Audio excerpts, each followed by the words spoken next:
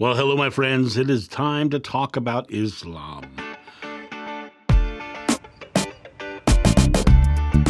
This is probably one of the most important videos that I'll do on this channel. The religion of Islam has been demonized in the world in very destructive and profound ways. And it's usually because of Christians or Christianity. When you go back in history and you look at the invading Crusader Knights, they were coming to drive Muslims out of the Holy Land, out of their own land. When you get into Islam, you discover very quickly that Islam thinks of Christians as brothers because they come from the same lineage. And so it's only when you have a religion declare that their way is the only way, and that one person is the Messiah and all the rest are wrong, that you start having these issues. And when you get into Islam, you find out very quickly that Islam has a very different perspective on it all. So let me dive into Islam, some of the basics of it first. What does the word Islam mean? It's an Arabic word. It means surrender, submission, commitment, and peace. Did you hear that last word? Peace. To be a Muslim is to be surrender, submit, and commit, and peace. To be commitment to peace, basically. It really is a religion of peace and contentment. And when people think of it as a religion of war, what they're thinking of are people who are not committed to peace. So the people who are not committed to peace, by their own definition, are not Muslim. And so they're terrorists, they're power brokers, they're warlords, they're things of those nature, but they're not really Muslim, because they can't be, because even the definition of the word Islam means that they have to have a surrender, submission, commitment, and peace. So they have to have peace, right? And surrender to God. So Islam is a monotheistic religion, meaning it lives into one God, and that God is Allah, right? Allah and God are synonymous. The words are synonymous. But Allah had his own prophets. His first prophet was Adam. And then there was a series of prophets, which I'll discuss here in a minute, that brought you all the way up to Muhammad. He was born in around 570 A.D. He was a shepherd, he was a merchant, and he was a true believer in one God. And he was not really happy with a lot of people around him who were worshiping many gods and forgotten the message of the original prophets. And when you dive into that original prophet, it comes back to the prophet of Abraham. Now, if you think historically, Abraham is the one in the Old Testament who battles the many gods and brings it down to the one God. So prior to Abraham, there were many, many gods. At that same time during Abraham, over in Egypt, you had the Amun, right?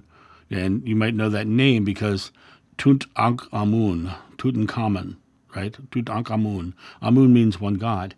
And so there was this new movement to go from the many gods to the one gods at the time of Abraham. And Muhammad was angry because people were not worshiping the one God. They were worshiping many gods around him.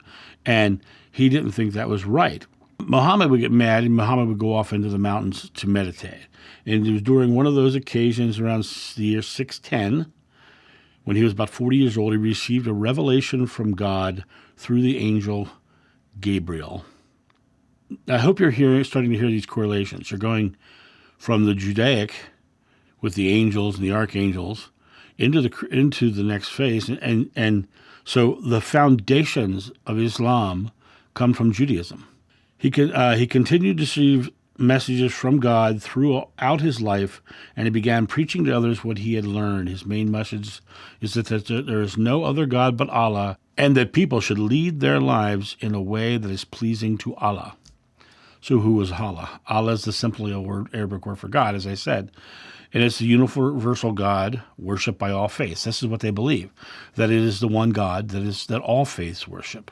The word Allah is sometimes referred over God because it's neither masculine nor feminine. So the word Allah does not mean it's a patriarchal God. It actually steps away from being patriarchal at all. It comes to Allah, meaning just simply God, no gender involved. And So it's already more progressive than Christianity, who's still saying the Father, right? It's moved into a genderless equality of peoples, right? Now, what do the Muslims believe? Here's the basics, what the beliefs are. They believe in one God, Allah, which as I said, is genderless, right? They believe in the angels. They believe in the holy books sent to all the prophets, including the Torah that was revealed to the prophet Moses, the Bible that was revealed to the prophet Jesus, and the Quran, which was revealed to the prophet Muhammad. Belief in all prophets sent by God, including Noah, Abraham, Ishmael, Isaac, Jacob, Moses, Jesus, and Muhammad. These are all the prophets that they think are in the lineage of the prophets, coming from Abraham forward, right? And before them was even Adam. So they're literally saying that all of these prophets that came before them, Muhammad was the next in line. There's actually an Islamic law that says, you shall not deify Muhammad as the Christians have deified Jesus, the son of Mary. And so they say don't deify anybody. That's why in Islam you're not supposed to show pictures of Muhammad or show representations, because that would be creating an idol or a deity. And so they're literally saying don't deify him. He's telling you how to live. He's showing you how to live your life. And so to me, I think that's really fascinating that Islam itself is talking about you pleasing this God, having a direct relationship with Allah, right? And to me, that's beautiful, because it really does bypass a lot of the fear and judgment of Christianity. Muslims also believe in Isa, or Jesus, so Isa is the name they use, and don't think of Jesus as the Son of God the way Christians do. They also believe in a day of judgment and life after death. The best reward for performing good deeds is getting closer to God. So they're actually saying if you want to get closer to God, you then perform good deeds. Do nice, kind things, which we'll talk about kindness in a little bit. They have a belief in the divine decree. This means that God is all-powerful and nothing can happen without his permission. However, he has given human beings freedom to choose whether to be good or bad. In the end, everyone will be questioned about how they lived in this life. So they're saying you get to choose what you want to be, but in the end, you're going to be questioned about it. You're going to be judged for it. And they don't use the word judge. You're going to be questioned about it. What are the 5 pillars of Islam? The 5 pillars of Islam are Shahada, which is the declaration of faith, to bear witness or to testify that there is no God except one God, Allah, and Muhammad is his prophet or messenger. Salat, which is ritual prayer. The 5 daily prayers are performed at dawn, noon, mid-afternoon, sunset, and night. The prayers are offered in Arabic language facing the direction of Mecca. Zakah, giving 2.5% of one's wealth to the poor and needy. Psalm, fasting. Muslims fast during the daylight hours in the 9th month of the Islamic lunar calendar called the Ramadan. The purpose is to remind people of the goodness of what they have and to show equality with the poor. Ramadan is a time of study and self-discipline. And then the Hajj. Muslims believe in making a pilgrimage to Mecca, to the Kaaba, at least once in their lifetime. The Kaaba is believed to have been built by Abraham and one of his sons, and Muhammad restored it to worship Allah. For this reason, it is a very sacred place to Muslims. So, once again, you're seeing this whole religion rooted in Judaic belief.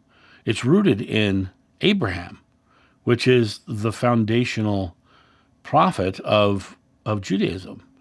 So everything's coming from that base, and then they even talk about Jesus being of a kind nature, or a prophet before them. They speak of Jesus in a kind way, and it's really an interesting thing. But there are several things that are written in the Quran that I'd like to discuss, because I've wrote down several things I found in the Quran which I think kind of shed a different light on Islam.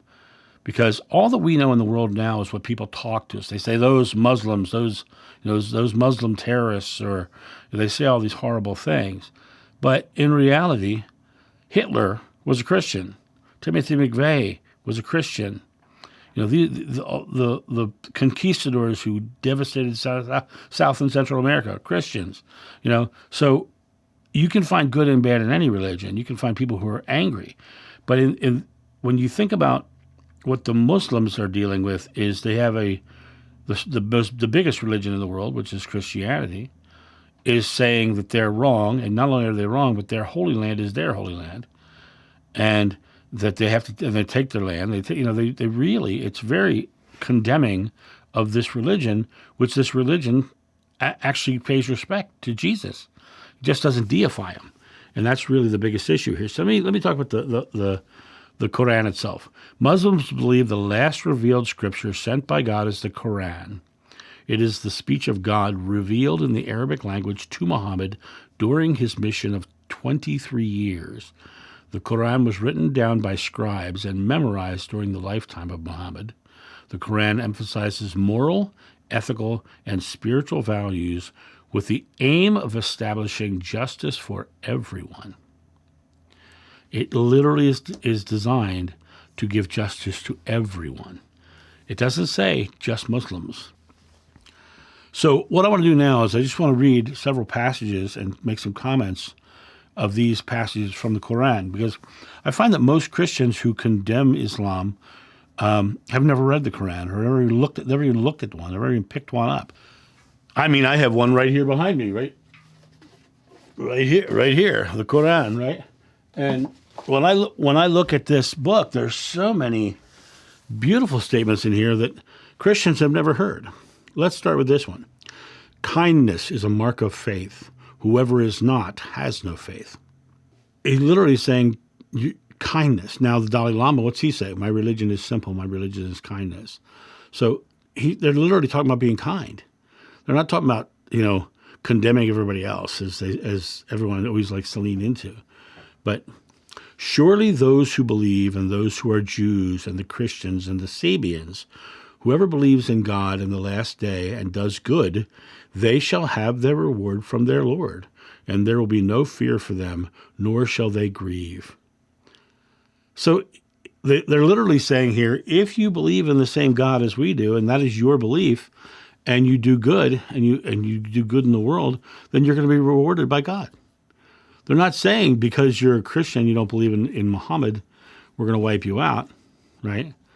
That's what the Christians say to the Muslims. You don't believe in Jesus, so we're going to take you down. But in reality, it literally is. They're saying, you're all going to find your way to God. That's what the Muslims say. Let me go to the next one. O you who believe, be helpers of God. As Jesus, the son of Mary, said to the disciples, who will be my helpers in the work of God? Said the disciples, we are God's helpers. Then a portion of the children of Israel believed, and a portion disbelieved. But he gave power to those who believed against their enemies, and they became the ones that prevailed. This one here is interesting because it's talking about the split between Judaism and Christianity, and the Quran sides with the Christians. It says, no, the Christians won, and they're the ones who prevailed, right? So they're literally saying that the Jewish faith fell to the wayside because they didn't believe in Jesus, the son of Mary. Because Muslims believe that Jesus was the prophet before Muhammad. And so when you look at this, they're literally saying the non-believers fell to the wayside. And so they're giving a history lesson of who prevailed, and the ones who prevailed were the Christians over the Jews in the Quran. Here's one that you don't see very often. I command you to be kind to women. Now, you don't hear that talk in Muslim countries very well, and you wouldn't hear it in Afghanistan nowadays, right? But those are the radicals. In Christianity, we've got the hard core right-wing Christians who are America's Taliban. And then we've got the beautiful Christians who are loving and caring to people of all faiths. That's one of the things I like so much about the Unity churches that I always went to. They were Christian-based, but they invited Buddhists and Hindus and everybody into their sanctuaries, and they did ceremonies with the various different faiths. And to me, that's just acceptance and love and loving one another. And so to me, I found that really beautiful. But, even in Islam, you've got the very hardcore, like the Taliban. And so it's a matter of realizing that within every group there are buttheads. And some of those buttheads do terrible, unspeakable things. Speak to people kindly. Indeed, we belong to Allah, and indeed to Him we will return. So they're saying we belong to, we're part of God, and we're going to return to God. And literally, it's Allah. It didn't say heaven. It says Allah. We were going to return to God. So we're one with God, and when we leave the physical plane, we're going to return to God. I think it's beautiful. Allah does not burden a soul beyond that it can bear. Indeed, the mercy of Allah is near to the doers of good. Those are two different segments. The first one, Allah does not burden a soul beyond that they can bear. Allah loves you enough not to give you something that you can't handle. And so, in other words, you're empowered to handle everything that comes at you, because you will not get anything you can't. But it's only a matter of you deciding you can, basically. And indeed, the mercy of Allah is near to the doers of good. In other words, God really is loving and caring and merciful to the people who do good. The people who don't do good are not near to Allah, and Allah is not merciful to them. So it's back to God saying, do good things or I'm going to punish you, basically. Because the word mercy itself implies that there's something opposite. But then the next line, my mercy encompasses all things. See, these are statements you don't hear people talk about when they talk about Islam, right? Those who have believed and done righteous deeds, a good state is theirs and a good return. You do good things, good comes back to you. What you sow, you reap. They're literally saying that your expression of self is being reflected back at you in direct measure. I'm going to read that one again. Those who have believed and done righteous deed, a good state is theirs and a good return. So it's coming right back to you as good as you give.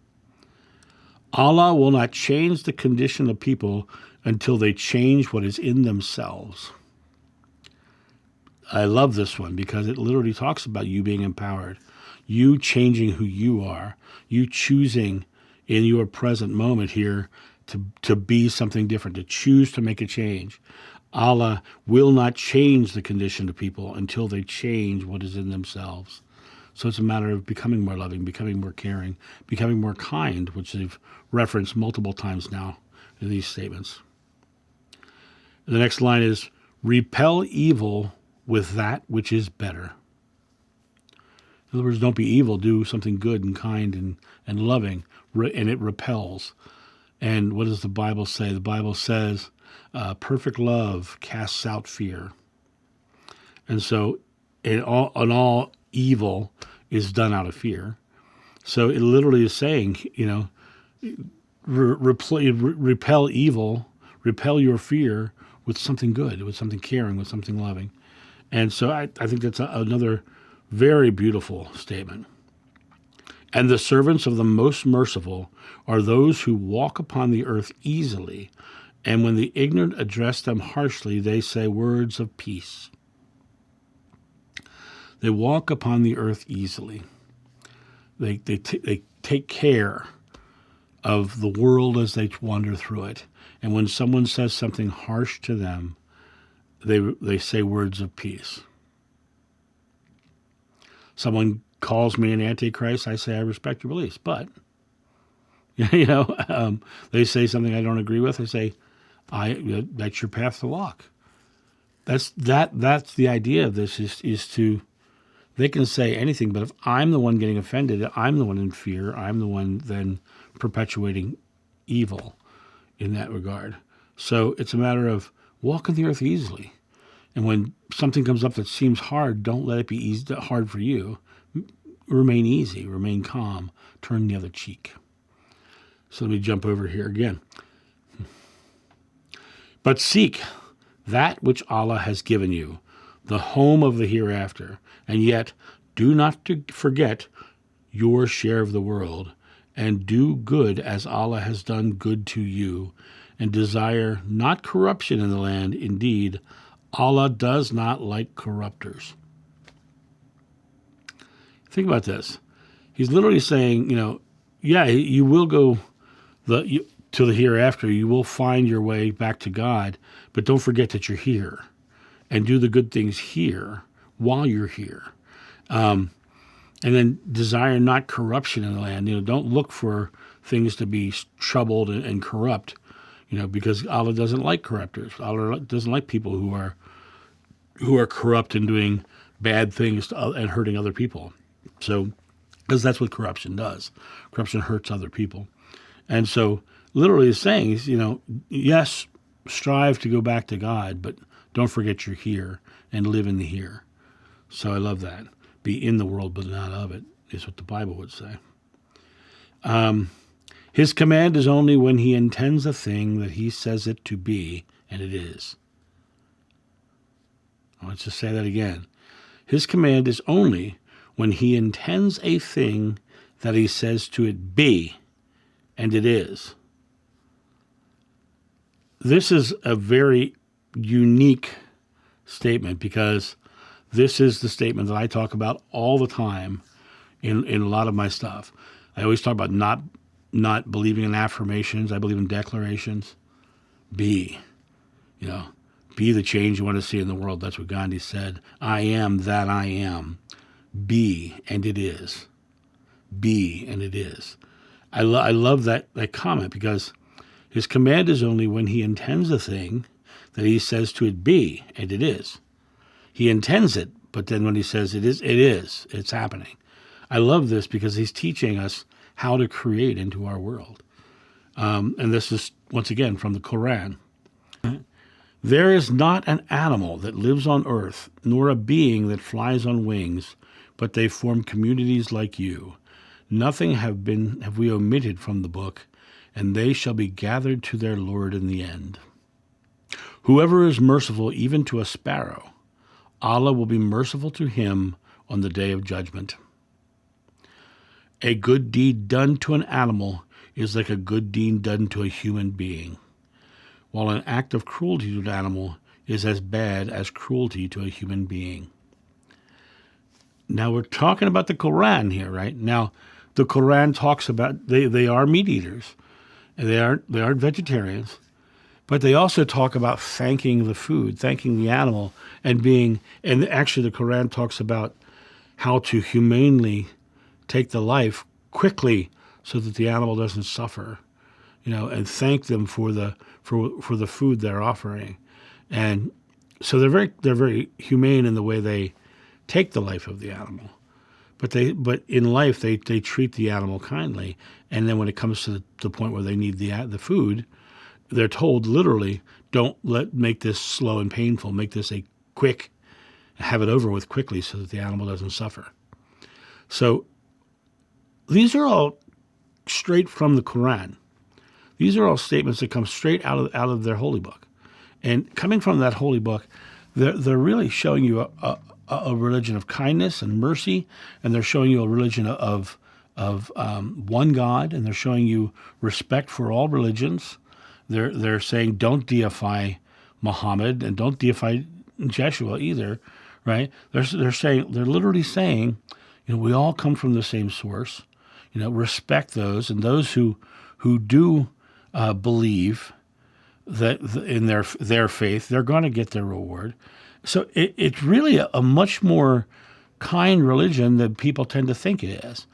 But what happens is when the hard right-wing side of this, and I'm saying right-wing, and I know people are going to say it's a political statement. It's not. It's a fringe. It's a far to one side hardcore Christian faith starts to demonize other faiths. They just start telling you what the book believes, or they're trying to tell you what they believe. But I can tell you from experience, having traveled through many, many Muslim countries, that I have been treated beautifully and kindly when I treated them beautifully and kindly, when I had good conversations with them, and when I treated them like humans and out of love and respect. Their religion says you should treat everyone with kindness. Their religion says that if you believe differently than they do, you're still going to make it to heaven. If you believe in the one God, right, the Allah. Their religion says that Allah is not a man. Their religion says be kind to women and animals.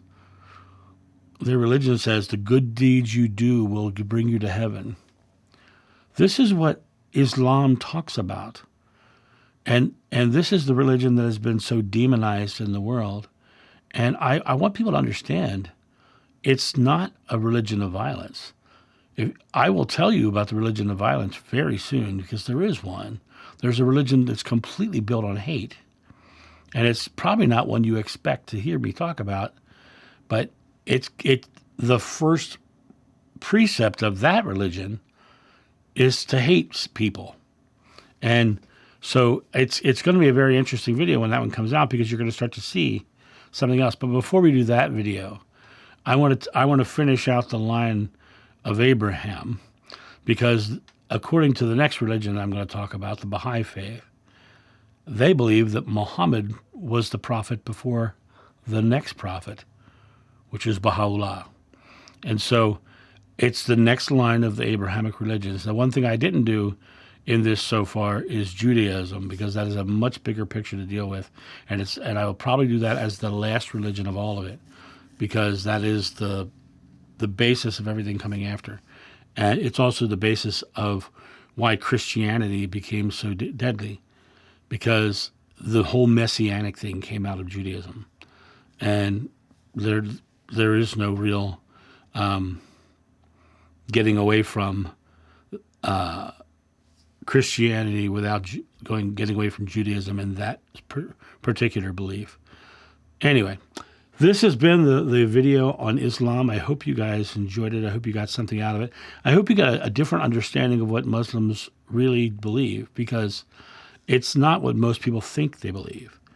And most people will tell you they're all about, killing the infidel, and when you read the passages that involve things of that kind of violence, it literally says that if you believe differently and they're kind to you, treat them with respect. But it also says if they fight you because of your beliefs or kick you out of your country because of your beliefs, this is in the Quran, then you can fight them. So it's literally their whole thing about fighting is defense, is defending their beliefs and their faith. So to me, I think some certain religions are bringing it on themselves. Let me put it that way. Anyway, you guys have a great day, and I will talk to you soon. See ya. Bye.